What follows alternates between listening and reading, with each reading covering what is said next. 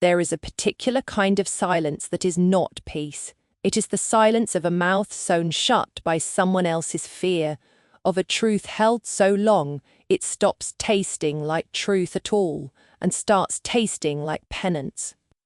Mira Ashgrove had lived inside that silence for 3 years, ever since the night the old Queen Mother's cup went cold on her lips and never warmed again.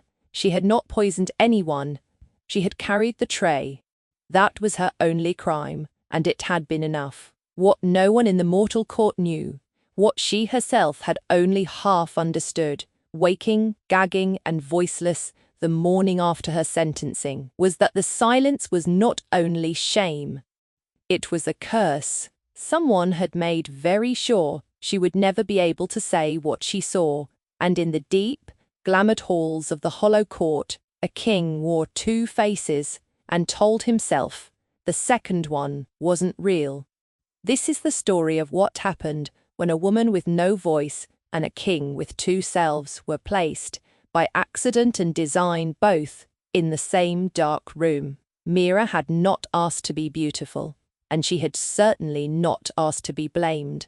But in the 3 years since her trial, she had learned that innocence changes nothing about how people look at you once a verdict has been read aloud in a public square. They looked at her the way you look at a stain. Not with cruelty, exactly, just a flinch, a redirection of the eyes, as if guilt was something that might rub off. The morning the Fae envoy came for her, she was on her knees in the servants' yard of Ashgrove Hall, scrubbing a floor that did not need scrubbing, because it was easier than sitting still with her own thoughts. She heard the horses before she saw them. Not the plain, huffing draft horses of the village, but something lighter, quicker, with a rhythm too clean to be entirely of this world. She rose because the other servants rose, and stood at the edge of the yard, wiping her hands on her apron, wondering distantly if this was finally the day someone remembered her enough to hang her for a crime she hadn't committed. 3 riders came through the gate in cloaks the deep green of things that grow in the dark, and the one at the centre did not dismount so much as arrive on the ground, already standing, as though he had simply decided gravity applied to him differently than to the horse. He had a steward's bearing and a courtier's contempt, and eyes that moved over the assembled servants like a man counting inventory. "The convicted woman," he said, and did not phrase it as a question, because he already knew which one she was. Everyone in the yard turned to look at her, and Mira felt the old, familiar drop in her stomach, the one that came whenever a stranger's eyes found her and someone else's mouth explained who she was before she'd had the chance to be anyone else. She could have spoken, in the sense that her lips could move and shape a name. What she could not do, what she had not been able to do since the night of the poisoning, was force sound past a place in her throat that felt always like a hand closed around something raw. She had tried, in the first months, desperate and humiliated, to explain to the magistrate that she was innocent, and what had come out instead was nothing, a rasp, a shape without breath behind it. They had taken her silence as guilt, as if the innocent scream and only the guilty go quiet, and she had understood then that the curse, because by then she knew it was a curse, not grief, not shock, had been placed with terrible precision. It did not simply steal her voice, it stole the one voice that mattered, the one that could have said his name, the real poisoner's name. She had watched Lord Corvain's steward slip something into the Queen Mother's private cup 2 nights before the death, watched it and thought nothing of it, because why would she, and only understood what she'd seen when it was already too late to matter and her throat had already closed like a fist. "She is mute," said the head housekeeper, stepping forward with the particular defensiveness of someone protecting a possession rather than a person. "Has been since the trial. She's no danger. She works hard, and she doesn't complain, on account of she can't." The Fae steward's mouth curved, not quite a smile. "Convenient," he said, "for our purposes." And Mira felt something in her chest go very still, the way a rabbit goes still when the shadow of a hawk crosses the grass. She learned the terms the way she learned most things now, by watching faces and filling in the silences herself, because no one thought to explain anything to a woman who could not ask questions back. The Fae King required a body servant for his private chambers. Not a maid for show, not someone to curtsy in the great hall, a servant for the hours after dusk when the rest of the court withdrew and the king, by long and rigid custom, was attended by no one. The position had stood empty for 2 years. The last 3 servants assigned to it had left the role, 1 by request, 2 by something the steward declined to specify, his eyes sliding away from the question before she could even fully form it. "He requires someone who will not talk," the steward said, and this time his eyes did meet hers, cold and assessing.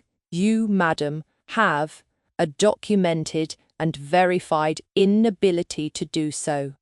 The king finds that quality more valuable than any other a servant might possess. You will be paid, you will be housed, your sentence, the remainder of it, will be considered served in full upon your first year of satisfactory service." It was not a request. Mira understood that the moment the words left him, understood it the way she'd understood 3 years ago, that no explanation she could offer would matter, because the verdict had already been written before she opened her mouth. She could refuse and remain a convicted poisoner scrubbing floors that didn't need scrubbing for the rest of a life measured in flinches. Or she could go into the dark of a Fae King's private chambers and serve a man the rest of his own court seemed almost afraid to attend. She thought of the Queen Mother's cold, untouched cup. She thought of Lord Corvain's steward, and the particular way his hand had moved, quick and practiced, over a rim of porcelain. She thought, and this thought surprised her, with how much it did not frighten her.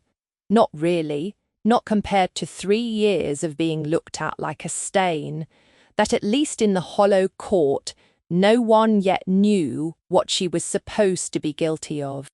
At least there, for a while, she could simply be a woman with no voice instead of a woman with no voice, and a verdict stapled to her name. She nodded.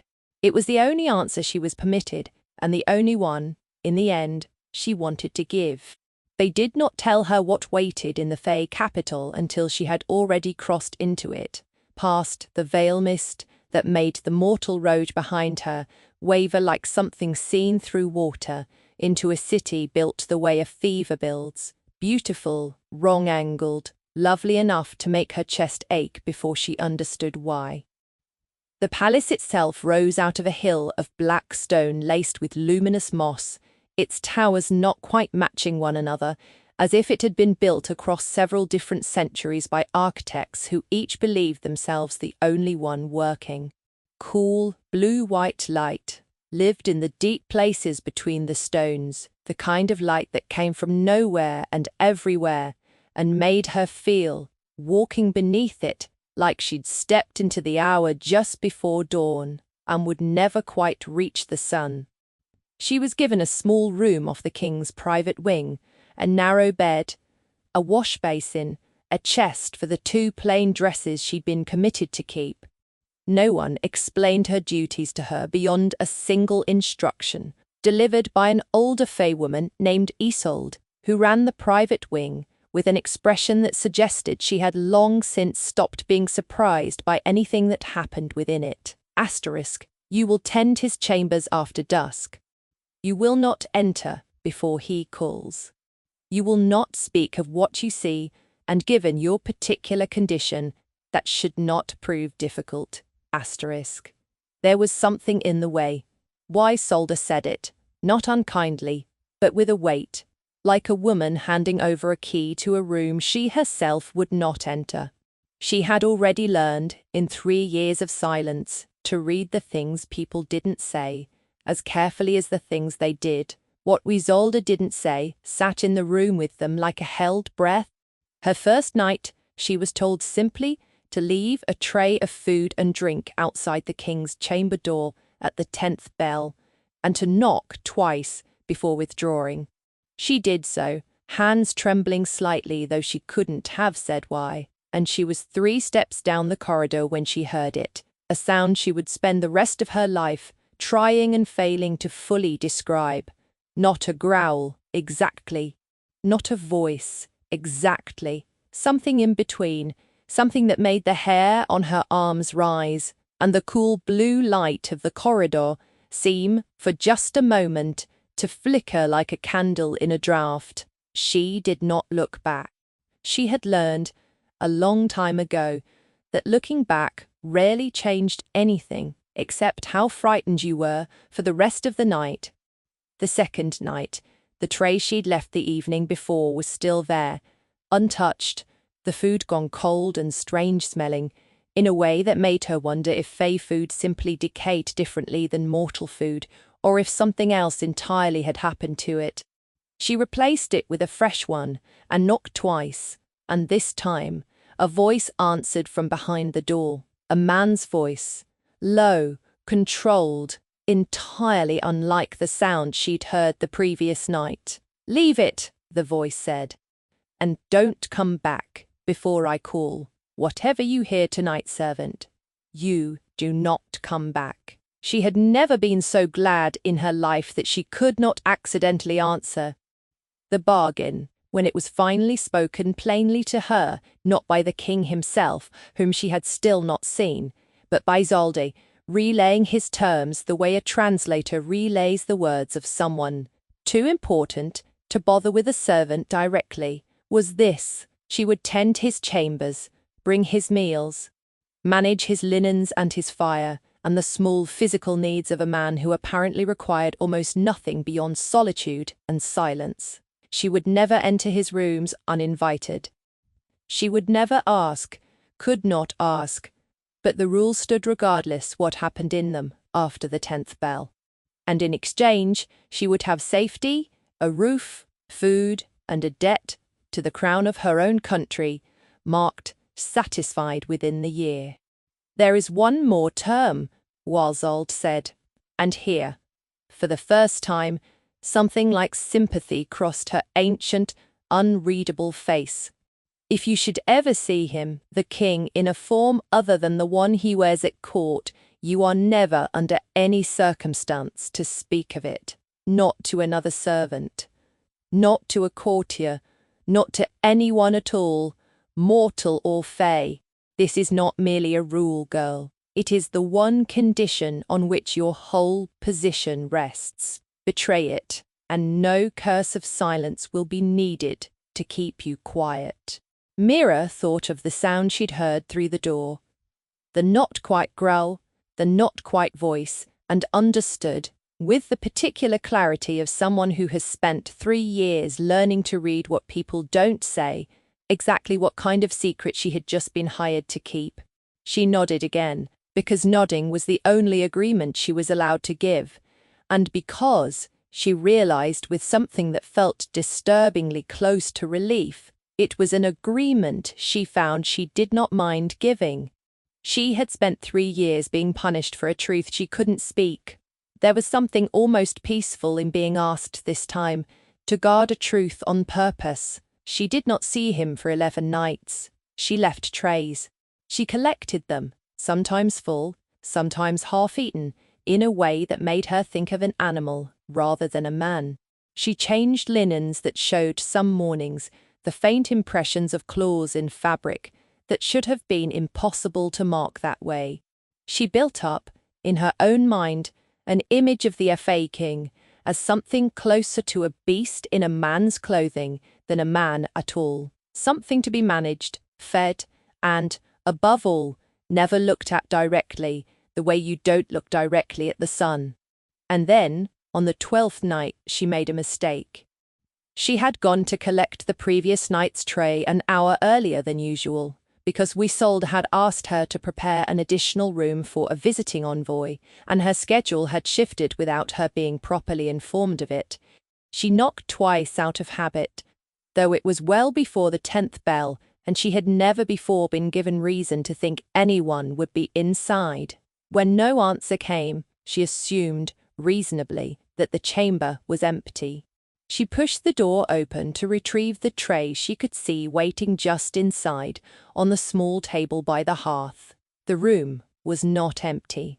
He was standing at the far window, his back to her, wearing court clothes, dark, formal, precise in a way that suggested a man who dressed himself with the same care he likely applied to a treaty, and for one full second, Mira thought, with something like relief, before the moonlight, through the window, caught something at the edges of him that should not have been catchable by moonlight, a shimmer, a seam like the place where two different fabrics have been sewn together so cleverly you'd never notice unless the light hit it exactly wrong. He turned before she could retreat.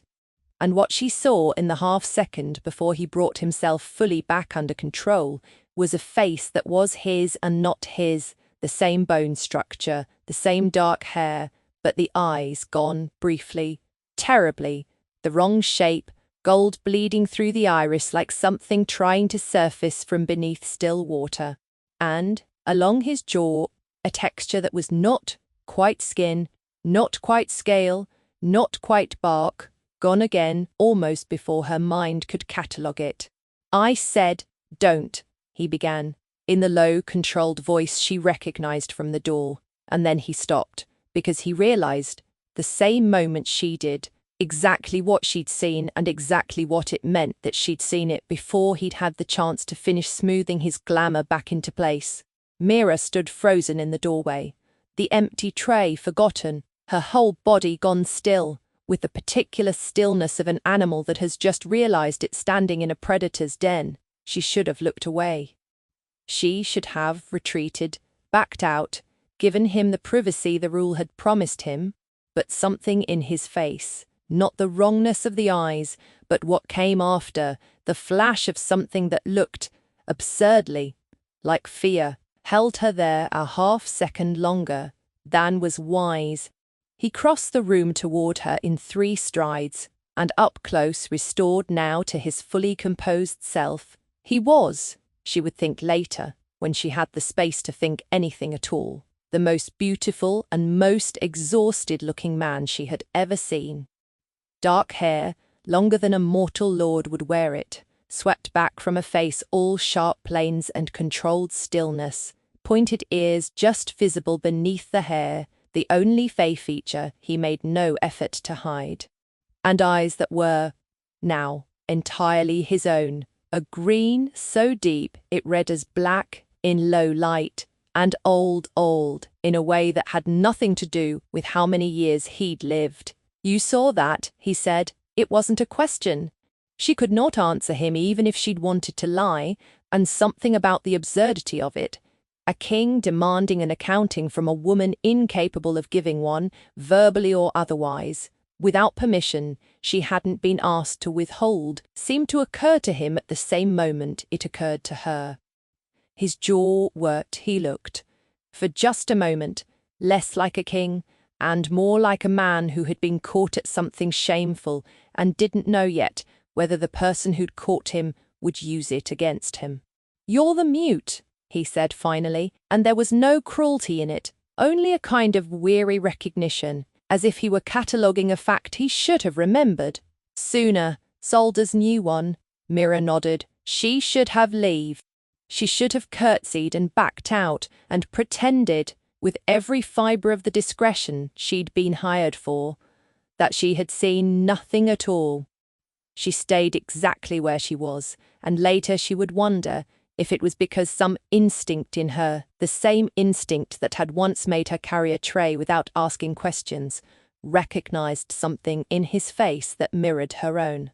Not guilt, exactly. The specific loneliness of being feared for a thing you did not choose and cannot undo. "You should leave," he said, and it was gentler than the words themselves, an apology folded inside an order. "Whatever you think you saw, It's better for both of us if you forget it by morning. She did not forget it by morning. She was in danger, she understood already, of never forgetting it at all. She did not see the wrongness in him again for 6 nights, though she thought about it constantly, turning it over in the silence of her own mind, the way you turn over a stone you're not supposed to have picked up, checking it for cracks, for meaning, for some explanation that would make it less frightening. She served his trays, she changed his linens, she moved through the private wing with the particular quiet efficiency of a woman who has decided that the safest thing she can do with a secret is act as though she doesn't have one at all. On the 7th night he called for her, the first time he had ever done so directly, through Isolde, requesting that his body servant bring wine to his chambers rather than leaving it at the door, as was custom.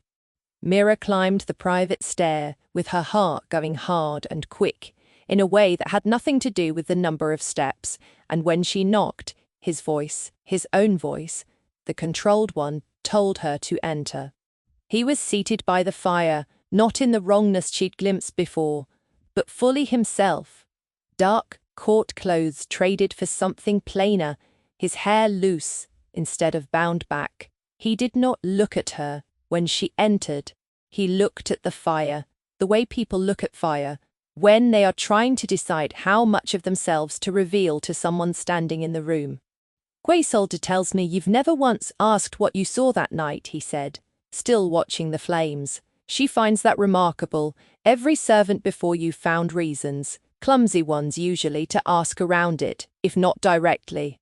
You haven't asked at all." Mira set the wine down carefully, hands steady though her pulse was not, and there was nothing she could do but wait, because waiting was the only response available to her. "Right," he said, something almost like a bitter, private laugh in it. "You can't ask. I keep forgetting. That's not a choice you're making." "It must be." He stopped, looked at her directly for the first time since she'd entered, and something in his face shifted, recalibrated, as though he were reconsidering an assumption he'd been carrying without examining it. "It must be strange," he said instead, more carefully, "to have people assume your silence is a decision, when it isn't one at all." She had not expected that. Of everything she had braced herself to hear from the mouth of a king who kept a second self locked behind a glamour, accusation, dismissal, the cold instruction to forget what she'd seen, she had not expected to be understood. Something loosened in her chest, small and dangerous, and she found herself nodding before she'd fully decided to. "I'm cursed," he said, and the fire caught something raw in his face as he said it, something he had clearly not said aloud in longer than she could guess. "Not born this way. Cursed, some 3 centuries ago, by a rival house that wanted the throne and found it easier to poison the succession than take it by force. By day, I hold the crown you'd expect a king to hold. After dusk, and worse, under a full moon, I become something the court has learned to call the hollow, a shape that isn't fully me, and isn't fully anything else either, something that doesn't remember mercy the way I do. Something my own people are right to fear, because I am not entirely certain, on the nights it's strongest, that I remember them at all." He looked at her. Then, waiting, she realized, not for an answer, because he knew she couldn't give one, but for a reaction, for the flinch, for the fear that every other servant before her, apparently, had eventually shown, badly enough that they'd had to be reassigned, or worse. She did not flinch. She thought of 3 years spent being feared for a crime she hadn't committed. 3 years of watching people's faces close the moment they learned her name, and something in her, call it recognition. Call it the particular kinship of 2 people cursed by someone else's cruelty and punished for the shape it left behind, made her step forward instead of back.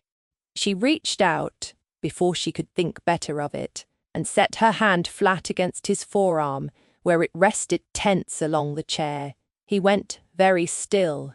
She felt it under her palm, not the wrongness she glimpsed through the door, just the ordinary tension of a man who has spent 3 centuries waiting for people to run and has apparently forgotten what it feels like when someone doesn't.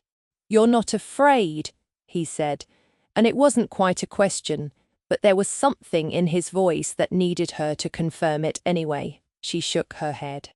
It was the truest thing she'd said, in the only language available to her. In 3 years, he noticed. She could tell. In the days that followed, small habits grew up between them the way moss grows in the gaps of old stone, unplanned, unhurried, and somehow sturdier for having no design behind them at all. She began leaving the wine a little closer to his chair without being asked, because she had noticed he preferred not to rise for it on the nights. His shoulders sat tight with the day's counsel. He began leaving a second cup beside his own, though he never said why, and she never asked, because some questions were better answered by the quiet fact of the thing itself than by any words either of them might have found. Wizold noticed, too, in the particular way old servants notice everything and say nothing, and once passing Mira in the private corridor with an armful of fresh linens, the old Fae woman paused only long enough to say, "Careful, girl. Kings are not so different from anyone else. Their hearts break the same, given the chance. I only wonder which of you will get there first." Mira had no answer, for that could give none, even if she'd had one, and simply held the linens tighter and continued on, though the words followed her the rest of the evening, like a held breath she couldn't quite release. Some nights, the palace itself seemed to hold its silence alongside her. She would climb the private stair in the deep blue hour after dusk, when the luminous moss between the black stones burned a little brighter, as if the whole building breathed slower after the court had withdrawn to its own wings for the night, and something in that hush always steadied her before she reached his door.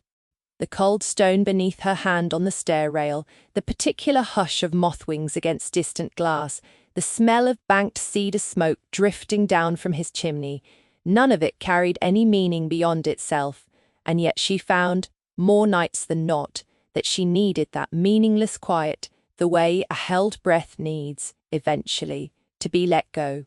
On the coldest of those nights, she would pause halfway up the stair and simply listen, to the settling of old stone, to some distant owl arguing with the dark, to her own steady heartbeat, and let herself believe, for just that one suspended minute, that she had found a version of safety she'd stopped expecting to exist anywhere in either the mortal world or this one. The visits became more frequent after that, though never predictable, never announced beyond a summons through Wizold, that always seemed to catch Mira in the middle of something else, as though he chose the moments deliberately to test whether she'd come running or come reluctant. She came neither. She came steady, the way she did everything now, and something about her steadiness seemed to draw him the way heat draws a hand that's spent too long in the cold. She learned, in the weeks that followed, to read him the way she'd once learned to read the mortal court that had condemned her, through the things unsaid, the tension in a shoulder, the particular quality of a silence. She learned that the nights closest to the full moon were the ones he dreaded most, when the wrongness pressed hardest against the glamour holding it back, and that on those nights he sent her away earlier than usual, his voice roughening at the edges, in a way that frightened her less than it should have, and moved her more than she wanted to admit. She learned, too, that he was not the beast his own reputation painted him as. He asked her questions, real ones, the kind that required only a nod or shake of her head, or the small gestures she developed over years of silence, quick, economical movements that had become, without her quite noticing, a language of their own between them. He asked if she was cold, and adjusted the fire without waiting for the answer. He asked one night, watching her carefully, whether she had chosen this position or been sent to it, and when she went, Still the particular stillness of a woman deciding how much truth was safe to reveal. He did not press. "You don't have to tell me," he said. "I know what it is to carry something you're not permitted to say." It was on one such night, deep in a month, where the moon hung close and full and terrible outside his window, that the darkness scene happened, though Mira would never have called it that, would never have had a name for it at all, beyond the single truest word she knew, which was asterisk, closer asterisk. He had asked her that night to stay past the hour she usually left, because the hollow was pressing close to the surface, and he did not, he admitted, with visible difficulty, want to be alone with it. He had extinguished every candle in the room himself before she arrived, so that the only light came from the banked coals of the hearth, dim and red, and barely enough to see the shape of him by. "I won't ask you to see it," he said. From somewhere in the dark, his voice already rougher at the edges than she'd heard it before. "Whatever happens tonight, I'd rather you didn't have to carry that image along with everything else you're already carrying for me." She understood, without needing to be told, what he was offering her, an excuse to leave, dressed as consideration. She did not take it.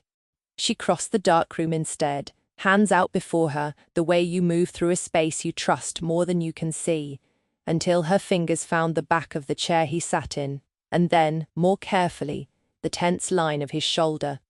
He made a sound at her touch, not quite pain, not quite relief, something that lived in the space between the two, and beneath her palm she felt the shift begin, the wrongness rising in him like heat off summer stone, his skin going cool then colder. The texture beneath her fingers, changing by degrees, so small, she could almost convince herself she'd imagined it. She did not pull away. "Mira," he said, the first time he had ever used her name, and she had not even been certain until that moment that he knew it. "You should go."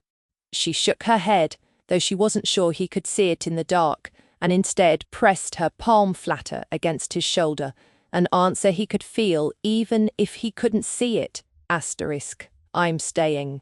Asterisk. What followed was not what she had braced herself for. There was no violence in it, no beast unleashed and raging the way the whispers of the court had led her to imagine.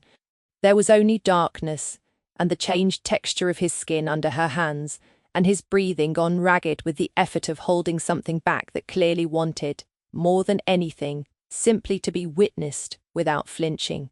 She found his hand in the dark and laced her fingers through his. Cold, colder than any hand had a right to be. The temperature difference between them so stark, it was almost its own kind of language, and held on, and did not let go, even as something in him keened, low, and wordless in a register that was not quite human, and not quite anything else she had a name for. It lasted the better part of an hour.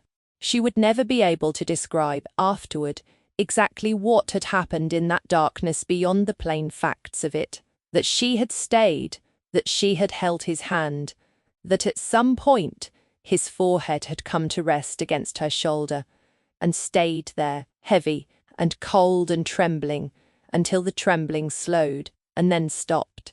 When the moon finally slid behind cloud cover, and the pressure in the room seemed to exhale all at once, she felt the texture of his skin shift back beneath her palm, felt warmth return to his hand by degrees, felt him become gradually, entirely himself again. "No one has ever done that," he said, into the dark, his voice raw in a way that had nothing to do with the hollow and everything to do with something else entirely. Stayed, through all of it, without running the moment it began. She reached up in the dark and found his jaw, tracing the line of it the way you'd confirm, by touch, that something you loved was really, truly still there. He turned his face into her palm, an act so small, so quietly grateful, that it undid her far more thoroughly than anything violent could have. He kissed her knuckles instead of her mouth. It was, she thought, the most intimate and unexpectedly tender thing anyone had ever done to her in her entire life, and she had never even seen his face while it happened. After that night, he stopped sending her away before the 10th bell. He began, instead, to find reasons to keep her. Later, a book he wanted read aloud, though he could see well enough in the dark to read it himself, a fire that didn't strictly need tending, small manufactured needs that both of them understood, without ever saying so, were simply excuses to be in the same room. She should have left. She should have refused. She didn't. He told her things over those following weeks that she suspected he had never told anyone. About the loneliness of 3 centuries spent watching courtiers flinch, about a mother he barely remembered, and a crown he had never asked for, and a curse that had cost him in the early decades. Nearly everyone who'd ever loved him before they learned to be afraid of him, instead. She listened, because listening was the one gift she had left to give, and somewhere in the listening, she began to understand that this, the stories exchanged in low firelight, the trust built one small confession at a time, was its own kind of intimacy, slower and stranger than anything she'd have imagined, and far more devastating for how completely it had crept up on her. She began in turn to answer him, not with her voice, which still would not obey her, but with the slate, and with the small deliberate gestures they had built together, a vocabulary of 2 that grew richer with every week that passed. She told him, one chalk-scrawled line at a time, about a childhood spent in a village too poor to notice a clever girl until it needed one to carry trays at the manor house. She told him about a mother who had died young, and a father who had not known what to do with a daughter who asked too many questions, and how the manor's kitchens had felt, for a while, like the first place she'd ever been useful rather than merely tolerated. She did not tell him, not yet, about the tray she had carried the night the Queen Mother died, or the particular practiced movement of a stranger's hand over porcelain that she alone had witnessed. Some truths, she was learning, needed longer than others before they were ready to be handed to someone else, even someone whose hand you had already held through the worst of his own hidden shame. "You flinch," he said to her once, watching her write. "Whenever the conversation drifts too near your trial, I've noticed it every time. You go quiet in a different way than your usual quiet. Quieter beneath the quiet, if that makes any sense at all." She looked up at him, startled that he had seen it, this smaller silence folded inside her larger one, and found no accusation in his face, only the same patient attention he gave everything else about her, as though she were a language he had decided, deliberately and completely, to spend the rest of his considerable life learning. "Not yet, asterisk," she wrote, but, on the slate, the 2 words, costing her more than their brevity, suggested, "Asterisks, I will tell you." "Not yet, asterisk, whenever you're ready," he said, and meant it so plainly that she believed him without needing to be told twice, and did not yet understand how soon, asterisk whenever asterisk would be forced to become asterisk now, by a danger neither of them could see coming until it was already standing in the hall. "I keep waiting for you to leave."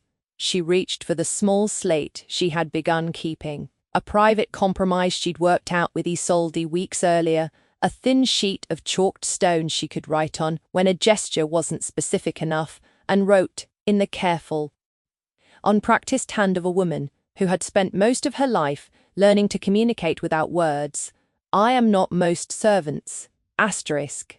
He looked at what she'd written for a long moment, longer than the words themselves required, and something in his face that carefully rationed Fae expression cracked open just slightly. "No," he said, "you are not." There was warmth blooming in her chest by then that she had no name for and no defense against, and she recognized, with the particular dread of someone watching a fire catch dry wood, that she was in danger of feeling far more for this cursed, lonely king than any bargained servant had any business feeling.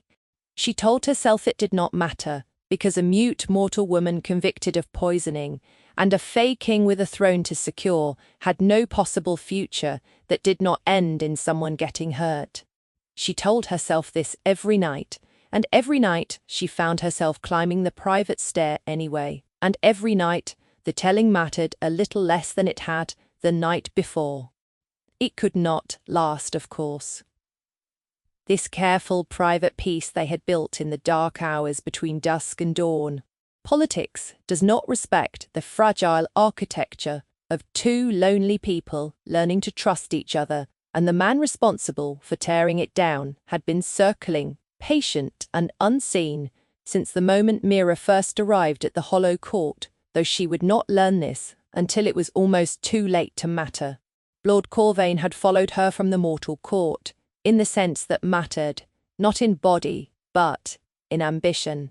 He had spent 3 years quietly consolidating his position at the mortal queen's side, the position her death had left available, and the one loose thread in his careful climb had always been the servant girl who'd carried the poisoned cup, and by some inconvenience of fate, he had cursed her silent. Yes, cursed her thoroughly enough that she could never speak his name, but curses were not always as absolute as the men who cast them liked to believe, and word had reached him, through channels a lesser schemer wouldn't have bothered maintaining, that the mute mortal servant now attending the Fae King's private chambers bore an unsettling resemblance to a girl he'd once needed silenced for good. He arrived at the hollow court under the pretense of a trade envoy, 3 months into Mira's tenure there, with a retinue polished enough to disguise the fact that he'd come for one purpose only. He found Isolde first, plied her with the particular flattery that opens doors meant to stay shut, and learned, in the space of one careful conversation, more than he needed to know about the king's private servant, and the unusual whispered-about warmth that had grown between them. He requested an audience with the king the following evening, a formal one. In the great hall, with witnesses, the kind of audience designed specifically to be difficult to refuse and impossible to have privately. Mira was present, as she always was when the king required attendance. Standing at the edge of the room in the particular invisibility servants learned to project, and she felt the floor drop out from beneath her the moment Corvain's eyes found her across the hall and did not move away. "Your Majesty," Corvain said, all silk and false humility, "I bring urgent business from the mortal courts, concerning a matter of some delicacy. It has come to my attention that your private servant, the mute woman, I believe her name is Mira Ashgrove, stands convicted, in the mortal realm, of the poisoning of a queen mother. I wonder if your Majesty was made aware of this history before granting her such intimate access to your chambers." The hall went very still. Mira felt every eye that had ever flinched from her in the mortal court find her again here, in a place she had allowed herself, foolishly, to believe might be different. She saw the king's face, controlled, unreadable, the Fae mask sliding into place with a speed that frightened her more than open anger would have, and understood, in that single, sickening moment, that he had never known, that she had let him tell her his darkest secret in the dark, hand in hand, and had never once found the courage, or perhaps had simply never been given the means, to tell him hers. "I was not aware," the king said, and his voice was even, careful, giving nothing away, and Mira felt something cold settle where the warmth had been building for months. "Is this true?" She could not answer him. She could only stand there, silent as she had been for 3 years, watching the one person who had ever looked at her, silence, and seen a wound instead of a confession, now look at her, the way everyone else always had, as a question. "She cannot deny it, your Majesty," Corvain said smoothly. "On account of her curse, of course."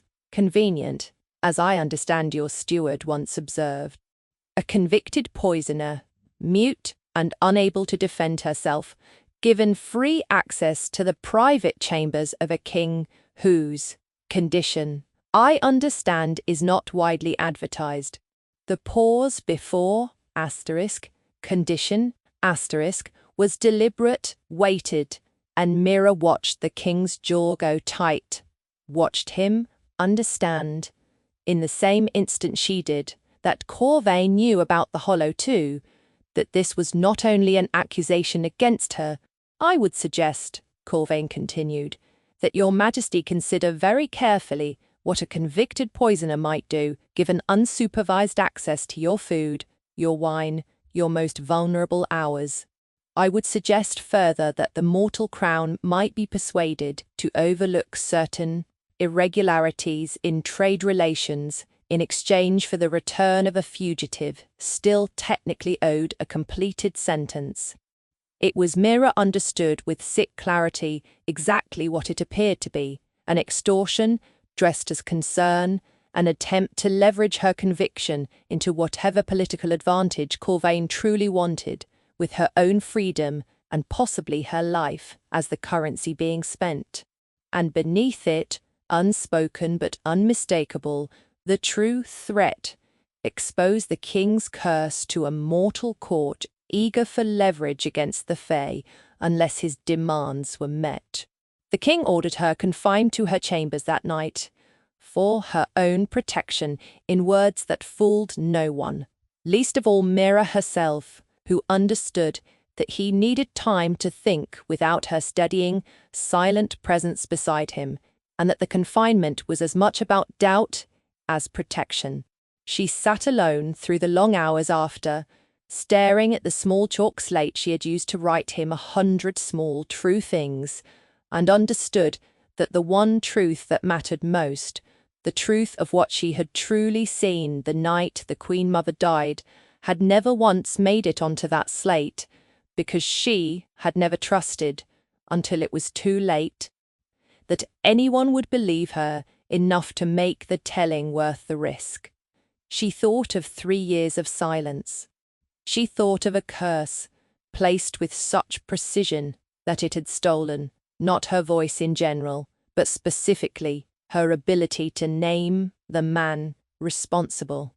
She thought of the king's face in the hall, the mask sliding down, the doubt she had put there simply by never finding a way to speak first. And she understood, sitting alone in the dark, with nothing but a piece of chalk and a stone slate, that there was only one way left to fix what her silence had already cost her. She would have to break it. Whatever the curse did to her when she tried, and she suspected, with a fear that sat in her stomach like a swallowed stone, that it would do something terrible, she would have to try to say his name. She did not wait for permission. She did not wait to be summoned. She rose in the dark hours before the next audience was set to convene, took the small slate with her, though she doubted. Now, that writing would be enough, and made her way through the private wing to the king's chambers, where wise Oldie stood guard with an expression that suggested she'd been half expecting this since the moment Corvain's name had first been spoken in the hall. "He's not receiving anyone," Isolde said, but there was something in her ancient eyes that looked less like refusal and more like a woman deciding whether to make an exception. Mira held up the slate on which she had already written, in a hand shaking badly enough to blur the letters. "I know who poisoned the Queen Mother. It was not me.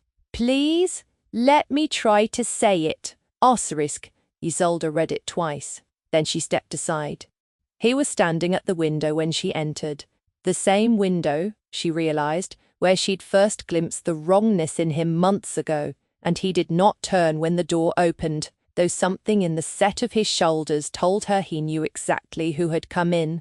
"You should have told me," he said, to the glass, to the dark garden beyond it, not to her, all these months. "You let me tell ye things I've never told another living soul, and you never once." She crossed the room and set the slate down hard enough on the table beside him that he had to look at it, had to look at what she'd written before he could finish the accusation, building in his voice. He read it. She watched his shoulders go rigid, watched him turn, finally to face her, his expression caught somewhere between hope and a wariness that broke her heart more than open anger would have. "You know who did it," he said. "You've known this whole time, and the curse." She nodded, fast, urgent, and reached for the chalk again, writing quickly now, the words crowding each other on the small slate. "The curse stops me from saying his name. I have tried before. It nearly killed me.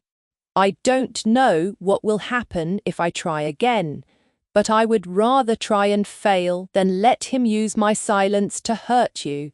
"No," the king said immediately, sharply, the word coming out with a force that surprised them both.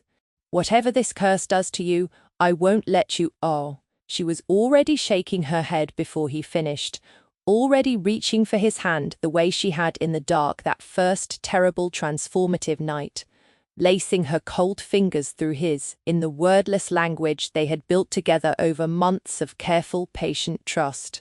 She had spent 3 years letting other people's fear of her silence decide what happened to her life. She was done letting that happen. She let go of his hand only long enough to write one final line, the truest thing she had left to say. "I have been silent my whole life, while other people decided my fate. I would rather break, trying to speak, than stay whole and voiceless. While you're destroyed by a lie, I could have stopped. Let me try, please." Cold over cruelty. I would always choose cold over cruelty, and letting him win, this is its own kind of cruelty. "Let me try, Asteris." He read it 3 times. She watched something in his face give way, not resignation, not quite, but a recognition that he could not, in good conscience, take this last agency from a woman who had spent 3 years having every other choice taken from her by force. He closed his eyes, and when he opened them again, there was a decision in them that frightened her, almost as much as it steadied her. "Tomorrow," he said, "in the hall, in front of the same witnesses who heard the accusation. If you're going to try this, you'll do it where it can undo the lie completely, not just for me, but for you. I won't let you break yourself for nothing." She nodded. It was, she thought, the first time in 3 years that someone had trusted her enough to let her choose the terms of her own destruction, if destruction was what it turned out to be. The great hall was fuller the following evening than she had ever seen it. Word of the accusation had spread the way. Scandal always spreads in courts built on gossip and old grudges, and Corvain stood near the dais with the particular satisfaction of a man who believes he has already won. Flanked by mortal envoys, he'd clearly brought along, specifically to witness his triumph. The king sat the throne with a composure that Mira knew, now, from months of reading his silences, was costing him everything he had. "I understand," the king said when the hall had quieted, "that an accusation was made against my private servant. I intend to give her the opportunity every accused person deserves, and was, apparently, denied in the mortal court, the chance to answer for herself." A murmur ran through the hall. Corvain's satisfaction flickered just slightly into something more watchful. "She cannot speak, Your Majesty," he said, smooth as ever. "This is precisely the difficulty. A curse of convenient timing. She will try," the king said, and something in his voice closed the argument before it could properly begin. He looked at Mira, standing alone in the center of the hall for the first time in her life instead of hidden at its edges, and in his eyes she saw, not doubt, not fear, but something that looked, astonishingly, like faith. She stepped forward. The hall was silent in the way. A held breath is silent, waiting to see whether the mute convict would produce anything at all beyond the rasping failure that had condemned her 3 years before. She thought of the tray. She thought of the cold cup. She thought of a hand, Corvain's steward's hand, moving quick, and practiced over porcelain, in a moment she alone had witnessed and had never in 3 years been permitted to name. She opened her mouth.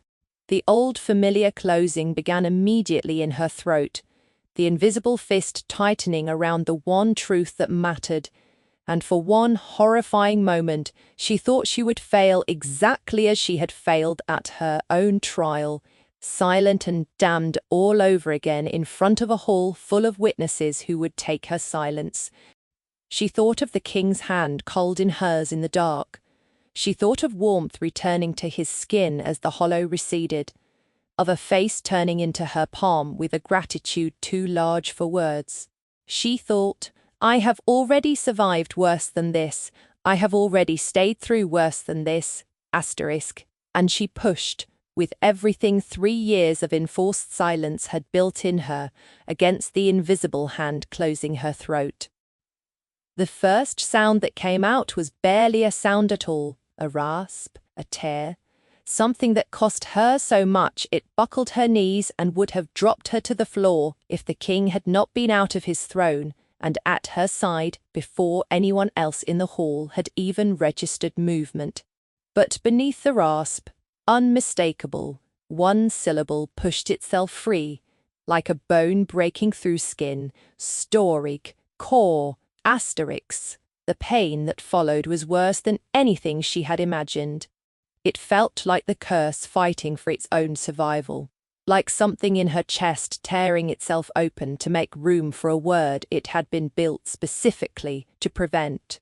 She screamed, a real scream, her first true sound in 3 years, and it was agony, and it was also, somehow, the most alive she had felt since the night everything had been taken from her. And through the scream, through the tearing, she forced the rest of it out, syllable by ruined syllable, until the whole name stood complete and undeniable in the stunned silence of the hall. Corvain. The name hung there, and for one terrible moment, nothing happened at all, and Mira thought, with the last clear thought she had, before darkness started closing in at the edges of her vision, that she had broken herself for nothing. Then Corvain's steward, the same man, still in his service, still standing at his lord's side after 3 years of assuming no one would ever be able to name him, made the mistake every guilty man eventually makes. He ran. He did not get far. The hall erupted into motion, guards moving on the king's sharp command, and in the chaos of it, Corvain's careful composure finally cracked, his mask of concerned nobility falling away into something uglier and more desperate as he understood, in real time, that a woman he'd cursed into permanent silence had just, impossibly, said the one name he'd believed she never could. Mira did not see the rest of it clearly.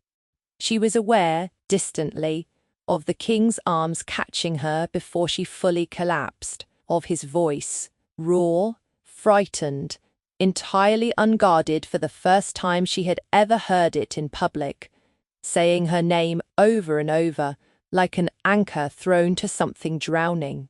She was aware of warmth, his warmth, entirely his own and not the cold of the hollow, wrapped around her as the hall dissolved into chaos and accusation, and the particular satisfying noise of a guilty man's careful lies collapsing all at once.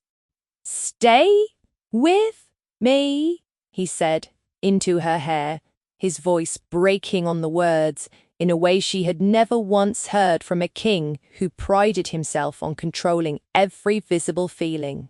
"Mira, stay with me. You said his name, you did it. Stay with me." She did not fully lose consciousness, though the hours that followed came to her afterward only in fragments, with Soldi's hands at her throat, murmuring something in the old Fae tongue that felt, even through the pain, like cool water on a burn. The king's face above hers, stripped of every mask he'd ever worn in public, watching her with a terror that had nothing to do with the hollow, and everything to do with the possibility that he might lose her. The steward's confession, extracted under whatever pressure Fae justice applied to men caught in an undeniable truth, naming Corvain as the true architect of the Queen Mother's poisoning. Motivated by nothing more elegant than the ordinary hunger for a throne that wasn't his. By the time her voice returned to her fully ragged at first, and never again quite what it might have been if the curse had never touched her, but hers, entirely and finally hers. Corvain had already been stripped of every title he'd spent decades accumulating, remanded to the mortal court he'd tried to manipulate with a truth that had, in the end, turned against him more completely than any lie could have. The steward's confession, combined with a mute servant's impossible curse-breaking testimony, had done what 3 years of silence never could. It had made the truth undeniable. There was in the days of her recovery a stretch of ordinary quiet that Mira would come to treasure nearly as much as the dramatic moment that preceded it. Mornings where sunlight found its way even into the hollow court's cool blue corridors, golding the Blackstone gold for an hour before retreating. Afternoons where Isolde brought broth and pretended not to notice the king sitting at the bedside long past any reasonable excuse of duty. Evenings where the fire was built high, not out of necessity, but because he admitted once, watching the light move over her face while she slept. None of it carried any drama at all, and she found she loved it more for that. The plain, unremarkable proof that a life could be built out of small kindnesses once the large cruelties had finally been named and driven out. She woke fully, 2 days later, in a bed that was not her narrow servant's cot, but the king's own chamber, with a fire built high and warm against a chill that had nothing to do with the season, and found him seated at her bedside, watching her with an exhaustion so complete it had worn away every remaining trace of the careful Fae mask he'd spent centuries perfecting. "You shouldn't have done that," he said, when her eyes finally focused on him. His voice cracked on it, and she understood, with a clarity 3 years of silence had taught her better than most, exactly how frightened he had been, and exactly how much that fear had cost him to admit. "I would do it again," she said, and her own voice, rough, unpracticed, imperfect, but entirely her own, felt like the truest thing she had ever spoken. "I've spent 3 years letting silence decide who I was. I'd rather break myself trying to speak than stay whole and let someone I love be destroyed because I was too afraid to try." He went very still at the word, love asterisk, the way he had gone still, months ago, the first time she touched him in the dark and didn't flinch. "You love me," he said, not quite a question, the same way he had once said, asterisk, "You're not afraid," asterisk, and needed her to confirm it out loud. "I do," she said, and found that saying it, unlike everything else the curse had once forbidden her, cost her nothing at all. It came easily, the way true things do once you've finally been given permission to say them. He kissed her, then, not her knuckles this time, but her mouth, careful and searching, as though he was still only half convinced he was allowed this, that a king cursed into 2 selves and a woman freed from a stolen voice could truly be permitted. After everything, something as simple and as enormous as this. When he finally drew back, his forehead resting against hers, his voice was rougher than she'd ever heard it, stripped down to something that sounded, for the first time, entirely unguarded. "Mine," he said. It was not a question. It never needed to be one, not after everything they had already survived to arrive at it. She had waited 3 years to hear anyone claim her as something other than a stain to be scrubbed away. She found, held against him in front of a fire, that finally felt like warmth instead of penance, that she had been waiting for exactly this. Not rescue, because she had never needed rescuing, but recognition. Someone who had watched her at her most silent and seen not guilt, but a woman worth waiting for. The months that followed brought a peace neither of them had dared to imagine possible. The curse on the king did not lift entirely. Some magics 3 centuries deep do not unmake themselves simply because the right heart has finally been found to hold them, but something in the hollow's grip loosened, month over month, as though it too had finally exhausted itself trying to keep two people apart who had already decided, in the dark, ding, in the silence, in the long, slow accumulation of small, trusted truths, that they were not going anywhere. On the nights the moon pulled hardest, she still sat with him in the dark, her hand in his cold one, and the wrongness that came over him no longer frightened her, because she had learned long ago now that the shape a curse forces on you is never the same thing as the truth of who you are underneath it. Lord Corvain's fate was decided by mortal and Fae law, both in a rare joint tribunal that made her name, cleared, at last, of a crime she had never committed, a matter of public record in 2 courts instead of a private shame in 1. She did not need the vindication the way she once might have. She had already found, in a king who'd learned her silence, letter by letter, gesture by gesture, more understanding than 3 years of mortal justice had ever offered her. But she was glad of it anyway, glad to walk through the mortal streets she'd once scrubbed floors in and be looked at, finally as something other than a stain. On a spring evening some 8 months after the hall, where she'd broken her own curse open with a single torn syllable, Mira stood again at the window, where she'd first glimpsed the wrongness in him, watching the same garden below, though it looked entirely different to her now, not a place she guarded secrets in, but a place she'd learned to be known in. Completely, by someone who had never once needed her to be anything other than exactly what she was. "Do you remember," the king said, coming to stand beside her, his hand finding hers, the way it always did now, warm this time, entirely his own.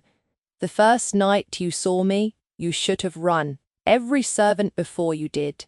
"I remember," she said, and her voice, still faintly rough in the way the curse had left it, no longer felt like a wound when she used it. It felt, instead, like proof of everything she'd survived to get here.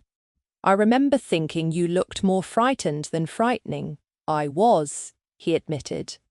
"I still am, some nights, but less. Now, considerably less." She turned to look at him, really look, the way she'd learned to in the dark, when sight didn't matter as much as trust, and found him watching her with the same unguarded warmth that had first cracked something open in her, months ago, over a slate covered in careful chalk letters neither of them had known, would one day become an entire shared language of their own.